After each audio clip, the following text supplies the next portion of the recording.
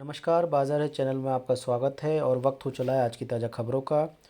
और पहली खबर है आईटीसी की। आईटीसी लिमिटेड के शेयर में करीब 17% तक ये बढ़े हैं, जो बीते 16 महीनों का इस शेयर का सबसे बेस्ट प्रदर्शन रहा है। मतलब सबसे अच्छा ने रिटर्न दिया है अभी तक का 17 महीनों में। ठीक है, आईटीसी के शेयरों में ऐसे समय में तेज़ी आपको देखने को मिल रही है, जबकि इसके जो कॉम्पिटिटर कंपनी है उनके जो शेयरों के मार्जिन पर दबाव है और इनपुट इनकी लागत जो है वो बढ़ गई है, जिसके कारण इनके जो शेयर हैं वो उसमें गिरावट दर्ज की गई है। अब आप बोलोगे ये इनपुट जो लागत है उसमें बढ़ोतरी क्यों, मार्जिन पर दबाव क्यों? तो भैया देखो, मार्जिन पर दबाव कैसे आया और इनपुट लागत क्या है। मान लो अगर कोई चीज़, देखो एक तो कोरोना महामारी चल रही है, फिर रूस और यूक्रेन की जंग भी चल रही है। इससे क्या हुआ है, जो ग्लोबल लेवल पर जो सप्लाई होती है उस पर कई दिक्कतों का सामना करना पड़ रहा है। ये तो आपको देख रहे हैं, जैसे कच्चे तेल में कमोडिटी के दाम बढ़ गए हैं। ठीक है, तो इससे क्या हुआ है, इनसे एफएमसीजी कंपनियों पर भी इनपुट लागत का वो प्रेशर पड़ा हुआ है। अब इसको सिंपल भाषा में समझाऊं कि कोई भी चीज़ मतलब इनको महंगी खरीदने को मिल रही है। अब जब महंगी खरीदने को मिल रही है तो इनपुट की लागत बढ़ रही है। समझ गए ना? मतलब इनको चीज़ें महंगी पड़ रही है। अब जब इनपुट की लागत बढ़ रही है तो अब इनको कस्टमर को तो या तो उतने में देना या फिर थोड़ा महंगा करके देना। अगर ये महंगाई कर रहे हैं, थोड़ा महंगा करके दे रहे हैं, तो वहाँ पर कस्टमर बिचक रहा है। मतलब वो इधर उधर हो रहा है कि क्यों खरीदे यार, इतना महंगा कर दिया इन्होंने। इसलिए भी उनके कॉस्टिंग, और अगर वो अपनी कॉस्टिंग को कम रख रहे हैं तो क्या हो रहा है, उनको दबाव पड़ रहा है कि उनका मार्जिन कम हो रहा है। तो इस सब कारणों से क्या एफएमसीजी की सभी कंपनियां लड़खड़ाई हुई सी दिख रही हैं। ठीक है, तो आईटीसी के शेयरों का प्रदर्शन कुछ सालों में ठीक नहीं रहा है। इसके पीछे कोरोना ईटीसी की समस्याएं हैं, जैसे कि आपको पता ही है। ठीक है, और जो आईटीसी कंपनियां और जो दिग्गज कैसे, जैसे गोदरेज कंज्यूमर के शेयर में मार्च में गिरावट आई, 8% तक की गिरावट आई थी।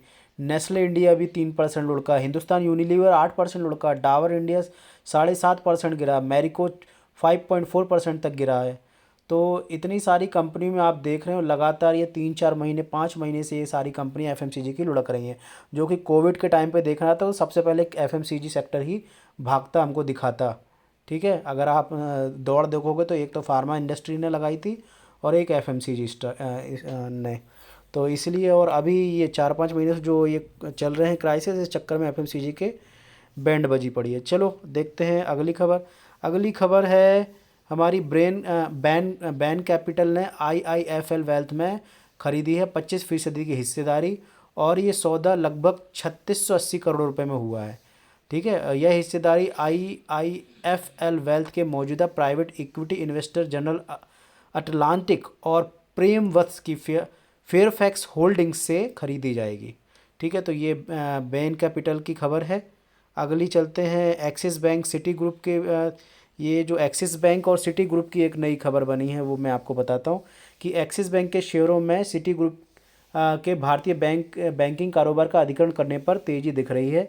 जैसे कि आपने अभी खबरें सुनी होंगी कि एक्सिस बैंक का जो सिटी ग्रुप है, सिटी ग्रुप देखो एक इंटरनेशनल ग्रुप है जो बैंक के चलाता है और बहुत सारे फाइनेंशियल चीज़ें चलाता है। तो उनका इन्होंने इंडिया में जो उसका काम कर रहा है उसको क्या किया है, उसका अधिग्रहण किया है। ठीक है, ऑक्यूपाई किया है, जो भी आप समझ लो।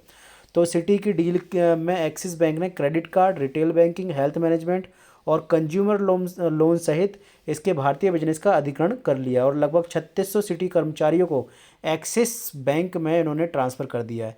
ये डील 2023 की पहली जो छमाही होगी, पहली छमाही समझ रहे हो आप, लगभग 6 महीने बीत चुका होगा, जुलाई अगस्त आ चुका होगा में पूरी हो जाने की इसकी हम आशा करते हैं कि जून जुलाई तक ये कंप्लीट हो जाएगी। ठीक है, और ये जो डील हुई है ना, इसमें भारत में सिटी के इंस्टीट्यूशनल क्लाइंट बिजनेस शामिल नहीं है।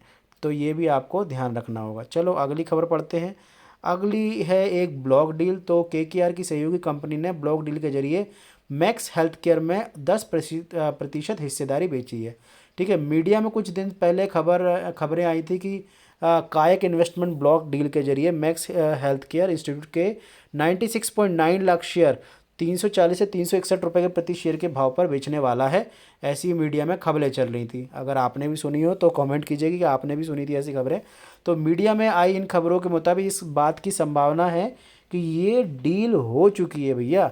यानी कि अब पहले तो देखो क्या होता है, जब आग लगती है तो पहले धुआं उठता है और धुएं से देख के इंसान समझ जाता है कि यहाँ पे कुछ तो गड़बड़ है भैया, आग वाग लग सके हो चुके। तो ऐसी मीडिया में जब खबरें आई तो अभी ऐसा लग रहा है कि जो खबरें थी वो सच्ची है, ठीक है।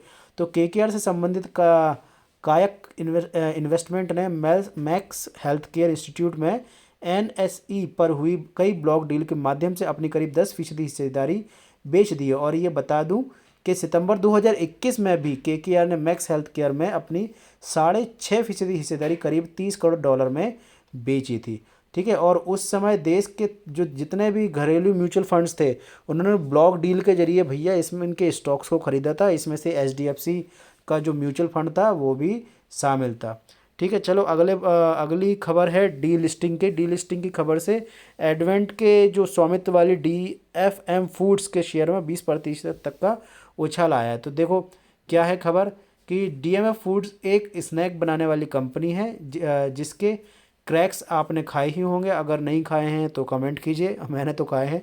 अगर नहीं खाए हैं तो शायद आपको ये पोस्टर देख के समझ में आ जाए, ठीक है।